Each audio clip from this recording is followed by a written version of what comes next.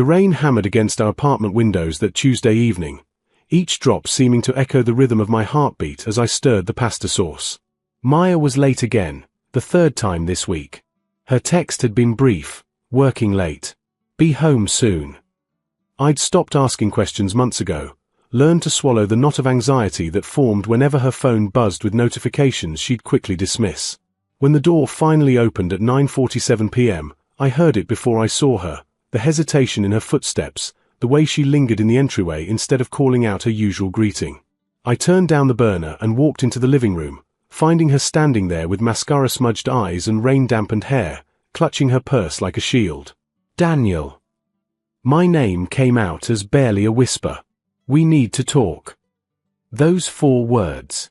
The ones that shatter worlds. I nodded slowly, gesturing to the couch, and took the armchair across from her, creating distance. Somehow, I already knew. Maya's hands trembled as she set down her purse.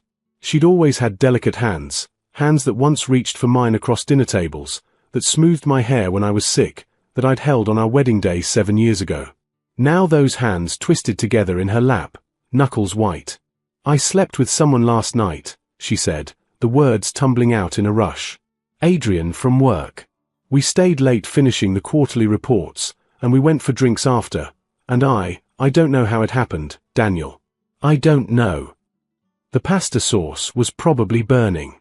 I could smell it faintly, that acrid scent of something good turning bitter. Fitting, really. I sat there, watching the woman I'd loved since college fall apart in front of me, and felt something inside me grow very still. Very quiet. Say something, she pleaded, tears streaming down her face now. Yell at me. Tell me I'm terrible. Something. But what could I say? That I'd noticed her pulling away for months. That I'd watched her light up at her phone while growing dimmer at home? That I'd felt like a ghost in my own marriage, haunting the spaces between us? I thought about last week, when I'd found her feeding stray cats behind our building at midnight, cooing softly to them, tears on her cheeks. When I'd asked what was wrong, she'd said nothing, just tired, and brushed past me. I thought about how she'd spent 3 hours helping our elderly neighbor Mrs. Patterson reorganize her entire apartment, but couldn't find 20 minutes to sit down for dinner with me. How she'd listened to her friend Sophia cry about a breakup for hours on the phone, offering comfort and wisdom, but met my concerns with silence and turned shoulders. Maya had always been like this, a sanctuary for everyone's pain except mine.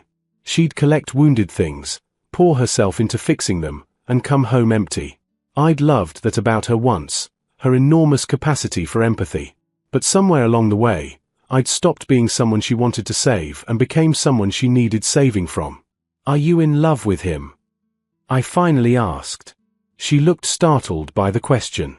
No, Daniel, I love you. It was a mistake. I was feeling lost and confused and he was there, I finished for her. And I wasn't. That's not fair.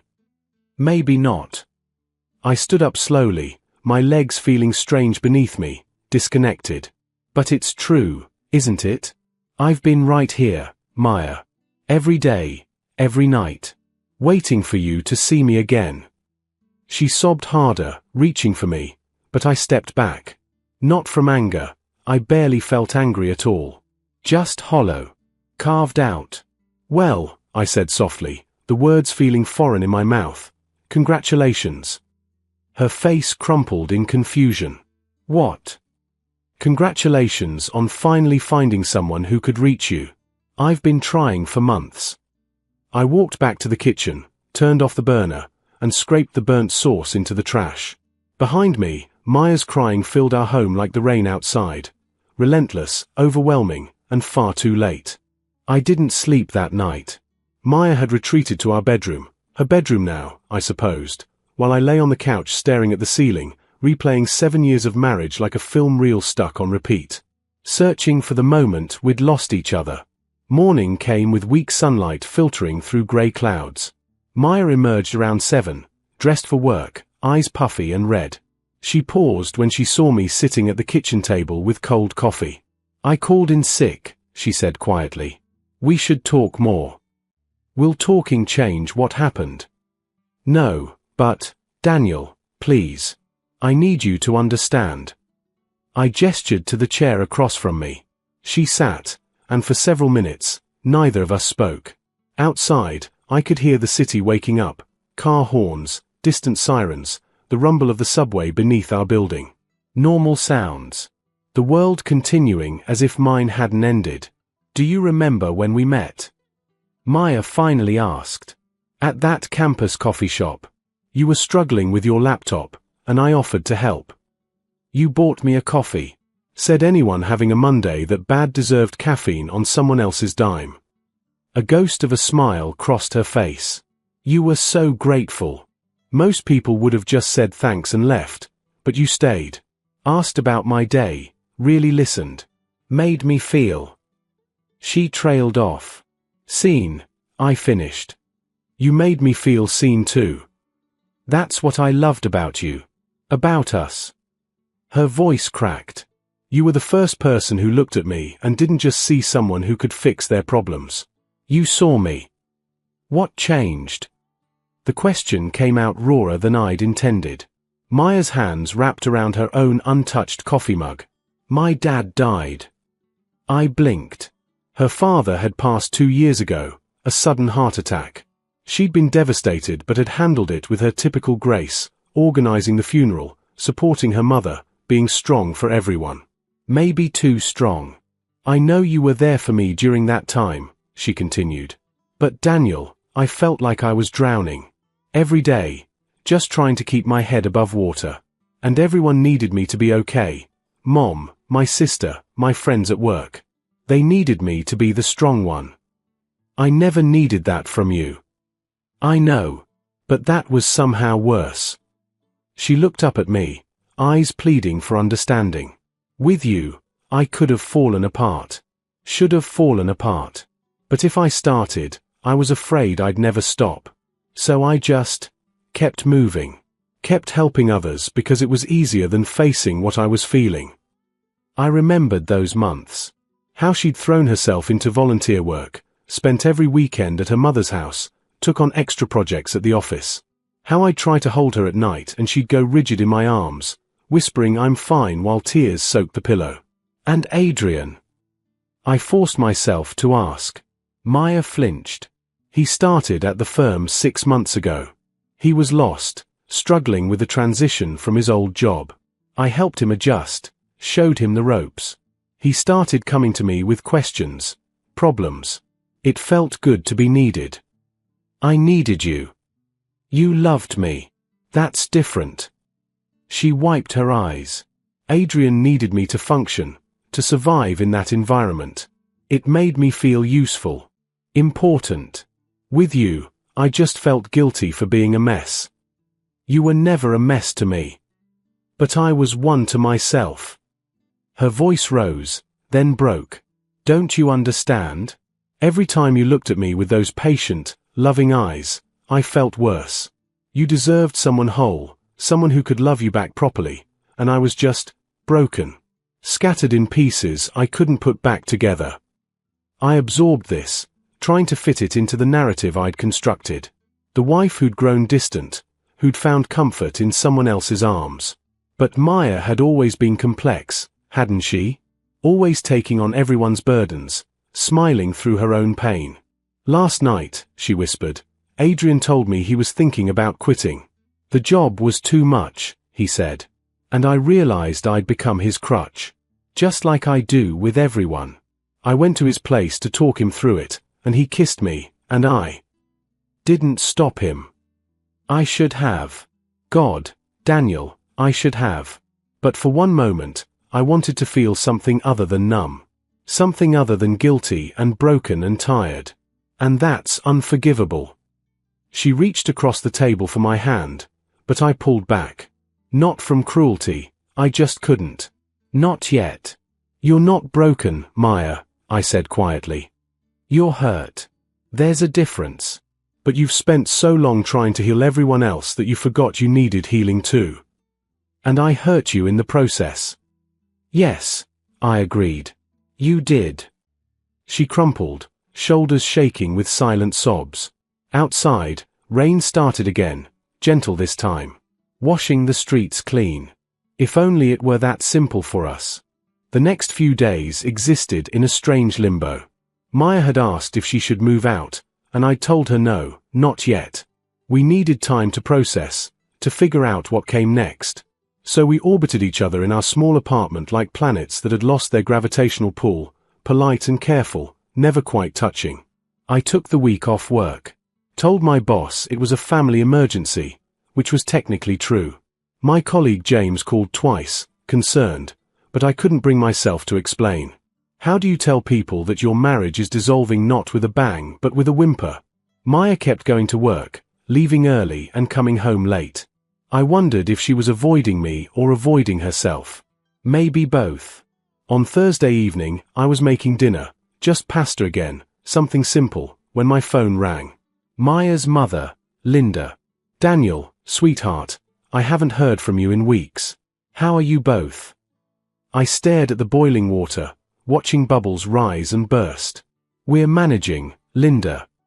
Maya said you've been working too hard.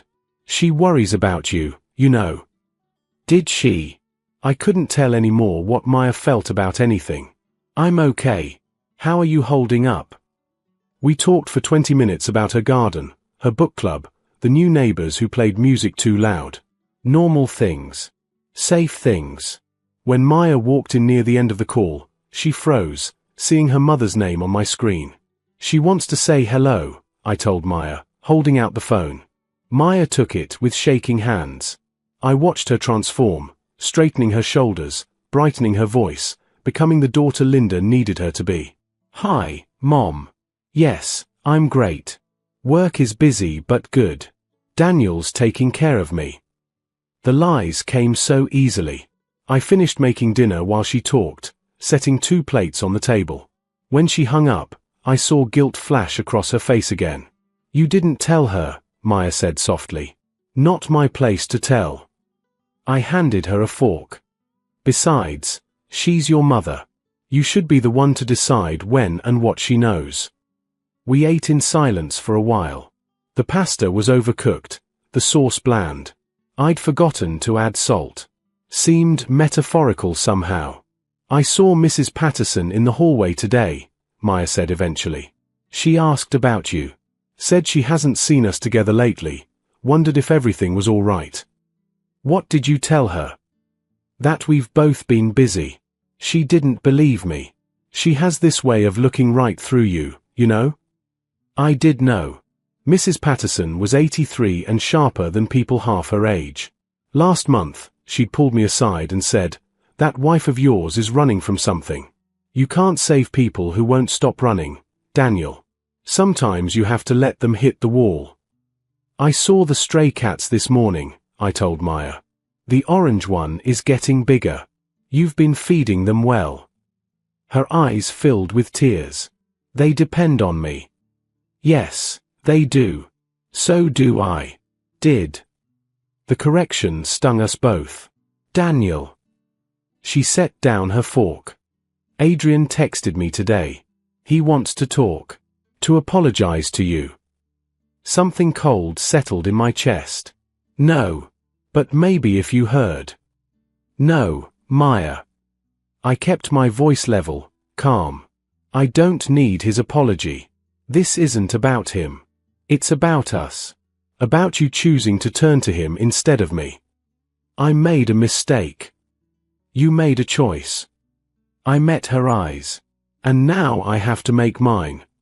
She went pale. What does that mean? I don't know yet. And that was the truth. I didn't know if I could forgive this. If I wanted to. If forgiveness even mattered when trust had been shattered so completely. That night, Maya knocked on the living room door where I'd been sleeping. Can I come in? I sat up, pulling the blanket around me. Okay. She sat on the edge of the couch, careful not to touch me. I've been thinking about what you said. About me choosing him. And you're right. I did make a choice. I've been making wrong choices for a long time. Maya. No, let me finish. She took a shaky breath. I've been reading articles. About emotional avoidance, about using helping others as a coping mechanism. It's called codependency, apparently. I check all the boxes. You're not broken, I repeated what I'd said before. But I am damaged. And I damaged you too. Damaged us. She looked at me with such raw honesty it hurt. I don't deserve your forgiveness, Daniel. But I want you to know I'm going to start therapy. Dr. Sarah Mitchell, she specializes in grief and trauma. My first appointment is Monday. That's good. That's a real step. Is it enough? Her voice cracked on the question. I wanted to say yes. Wanted to pull her into my arms and promise we'd fix this together. But that stillness inside me, that hollow place, wouldn't let me. I don't know, I admitted. I honestly don't know if anything is enough right now. She nodded slowly, tears streaming down her face. Okay. That's okay. You're allowed not to know. After she left, I lay awake for hours, listening to her cry in the bedroom. Every instinct screamed at me to go to her, comfort her. But I couldn't be her healer anymore. Not when I was still bleeding myself. 2 weeks passed. Maya went to therapy twice a week and came home quieter each time, like she was slowly excavating something painful deep inside herself. She'd started sleeping in the spare room without being asked, giving me the main bedroom back.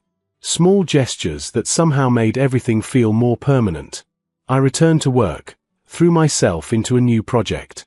My colleague James finally cornered me at lunch. You look like hell, man. What's going on? I told him. Not everything, but enough. He listened without interrupting, then said simply, That's rough. I'm sorry. Everyone keeps saying they're sorry, I said. Like it's something that happened to me, not something someone I love chose to do. Both things can be true. James pushed his sandwich around his plate. My sister went through something similar. Her husband had an affair. They tried to work through it, went to counseling, the whole deal. Did it work? No. She said the hardest part wasn't the cheating.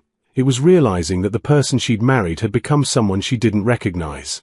The betrayal was just the symptom, not the disease. His words haunted me the rest of the day. Was that what had happened with Maya? Had we both changed so much that we'd become strangers sharing an apartment? That evening, I came home to find Maya cooking dinner. Actually cooking, not just heating something up. The apartment smelled like garlic and herbs, and soft music played from her phone. I made your favorite, she said when she saw me. Chicken marsala. Like I used to make when we were first married. I set down my bag slowly. Maya, what is this? I just wanted to do something nice. For you. But her hands trembled as she stirred the sauce, and I could see the desperation in her eyes. This wasn't about being nice, this was about proving something. To me or herself, I wasn't sure. We ate dinner making careful conversation about weather and work and nothing that mattered. Afterward, Maya disappeared into her room and came back with a large cardboard box. I found these, she said, setting it on the coffee table. Our old photos. From college, from our wedding, all of it. She started pulling out pictures. Us at graduation, laughing in the rain. Our first apartment, barely bigger than a closet. The trip to Maine where we'd gotten lost and ended up sleeping in the car, waking up to a perfect sunrise over the ocean. Look, Maya held up a photo from our wedding. You were crying during your vows. Do you remember what you said? I did. Every word. That I'd found someone who saw all of me, the good and the bad and the broken, and chose to stay anyway. And I promised to always choose you. Every day. She set down the photo with shaking hands. I broke that promise, Daniel. I know I did. But I want to keep it now. I want to choose you again. Maya. I love you. The words burst out of her like a confession. I never stopped loving you. Even when I was pulling away, even in that moment with Adrian, which I regret more than anything I've ever done, even then, it was you I loved. It's always been you. I looked at the photos scattered between us, all those captured moments of happiness. They felt like artifacts from someone else's life. I believe you love me, I said quietly.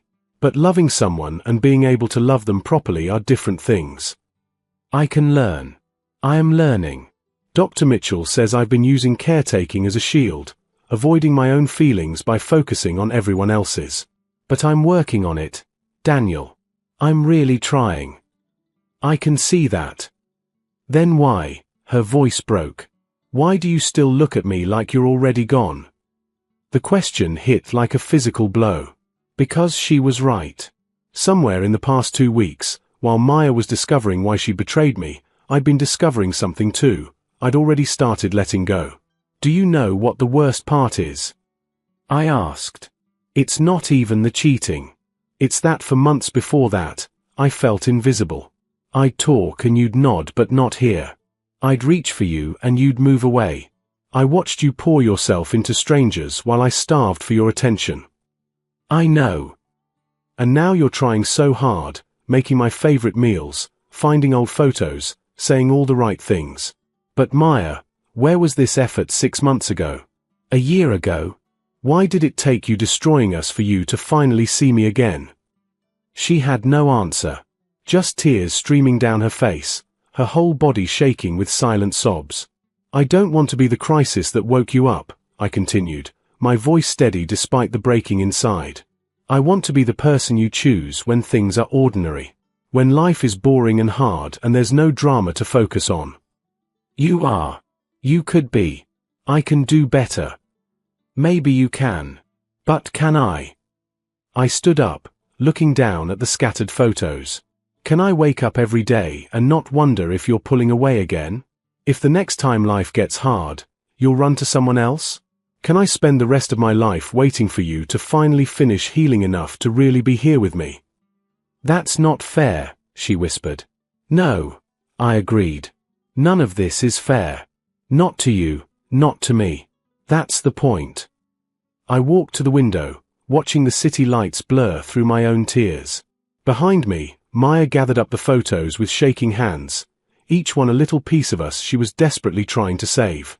But some things, once broken, can't be put back together. Not really. You can glue the pieces, tape them, will them to hold. But the cracks remain, and you'll always know where it shattered. 3 weeks after the confession, Maya moved out. Not far, just to an apartment across town, a small one-bedroom she could afford on her own. We split our belongings with surprising civility. She took the photos, the decorative pillows she'd chosen, her books. I kept the furniture, the kitchen supplies, the bed we'd shared. Neither of us wanted it, but someone had to take it. The day she left, I helped carry boxes to her car. It was a Saturday morning, cool and clear, the kind of day that made you believe in fresh starts. Maya loaded the last box into her trunk, then turned to me, hands twisted together in that familiar gesture of anxiety. This is really happening, she said. Yes. I keep thinking I'll wake up and the last month will have been a nightmare. Me too. She stepped closer, and I let her. Let her take my hand, memorizing the feel of it one last time. Dr. Mitchell says I'm making progress. That I'm finally dealing with my grief instead of running from it. I'm glad. You deserve to heal. She also says. Maya's voice caught. She says that sometimes the collateral damage of our wounds can't be undone. That we can acknowledge we hurt people and still have to live with the consequences. She sounds wise. I miss you. The words came out broken. I miss you so much it physically hurts. And I know I don't have the right to say that. I know I did this to us. But I need you to know. I squeezed her hand gently. I miss you too. The you I married. The us we used to be. But those people are gone, Maya. We're different now. Maybe we had to become different. Does different mean it's over? The question hung between us, weighted with 7 years of marriage and a lifetime of might-have-beens. I thought about easy answers, kind lies. But Maya deserved the truth. I think so, I said quietly. I think we ended before you slept with Adrian. That was just the moment we both had to stop pretending. She closed her eyes, tears spilling over. I'm so sorry. For all of it. For taking you for granted, for not seeing you, for... I know. I pulled her into a hug, feeling her shake against me. I forgive you, Maya. I do. But forgiveness doesn't mean we can go back. We stood there on the sidewalk, holding each other while the city moved around us. People walking dogs, couples holding hands, someone struggling with grocery bags. All of them with their own stories, their own heartbreaks and healing. When we finally pulled apart, Maya wiped her eyes and attempted a smile. You're going to be okay, you know. You're the strongest person I've ever met. I'm not strong. I just know when to let go. That is strength. She opened her car door, paused. Will you keep feeding the stray cats? The question made me laugh despite everything. Of course she was worried about the cats. Yes. I'll take care of them. Thank you. She got in the car, started the engine, rolled down the window. Daniel, I hope you find someone who can love you the way you deserve, who sees you and chooses you and stays. Every day. I hope you find yourself, I replied. The real you. Not the person everyone needs you to be. She nodded, fresh tears starting. Goodbye, Daniel. Goodbye, Maya. I watched her drive away until the car disappeared around a corner. Then I went back inside to an apartment that felt simultaneously too empty and too full. Everywhere I looked, there were ghosts, Maya's coffee mug on the counter, the indent where she sat on the couch, the space in the closet where her clothes had hung. Mrs. Patterson knocked on my door that evening, holding a casserole. Figured you might not feel like cooking. Thank you. I took it, managed a smile. You knew, didn't you, that she left? I saw the moving truck. Saw your face. She patted my hand with her weathered one. You did the right thing, son. Did I? It doesn't feel right. Sometimes the right thing is the hardest thing. You couldn't save her and yourself at the same time. You chose yourself. That takes courage. After she left, I sat at the kitchen table and cried for the first time since Maya's confession. Not angry tears or bitter ones, just deep, grieving sobs for everything we'd lost. For the couple we'd been and would never be again.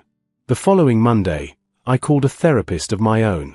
Started trying to understand how I'd lost myself in trying to hold on to someone who'd already let go. Began the slow work of rebuilding. Weeks became months. I learned to cook properly, took up running, started saying yes to invitations from friends I'd neglected. James introduced me to his book club. I adopted one of the stray cats, the orange one. Called him Mango. He slept on my chest at night, purring, asking nothing of me except food and occasional scratches. Maya and I texted sometimes. Brief exchanges about divided mail or shared accounts. She sent me a photo once of her in her therapist's office, looking tired but lighter somehow. The weight of everyone's expectations lifting. I replied with a photo of Mango, who had destroyed my favorite chair. She sent back a laughing emoji and his perfect. 6 months after she moved out, I ran into her at the grocery store.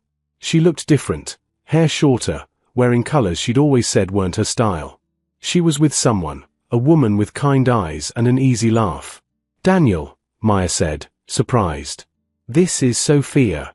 My friend from work. We were just... It's fine, I assured her.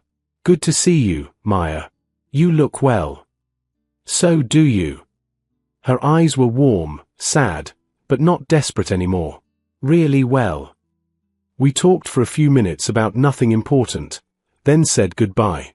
As I walked away, I realized I felt peaceful. Not happy, not sad, just accepting of what was. That night, I sat on my balcony with Mango purring in my lap, watching the city lights flicker like earthbound stars. Somewhere out there, Maya was learning to be okay. And so was I. Our story hadn't ended with fireworks or dramatic scenes. No thrown dishes, no shouted accusations. Just two people who'd loved each other learning that love alone wasn't always enough. That sometimes the kindest thing you could do was let go. I'd responded to her confession with congratulations, not from cruelty, but from a place of profound exhaustion and clarity. Congratulations on finally finding what you needed, even if it destroyed us. Congratulations on your wake-up call, your moment of truth. And now, months later, I had my own truth. I was going to be okay. Different, scarred, but whole in a way I hadn't been in years. The quiet dignity of walking away had saved me. And somewhere in the city, I hoped Maya was learning that too, that sometimes you have to lose everything to find yourself. I scratched Mango behind his ears and went inside. Tomorrow was a new day, and I would meet it not as someone's husband, not as someone waiting for love to return. Just as myself. Finally. That was enough.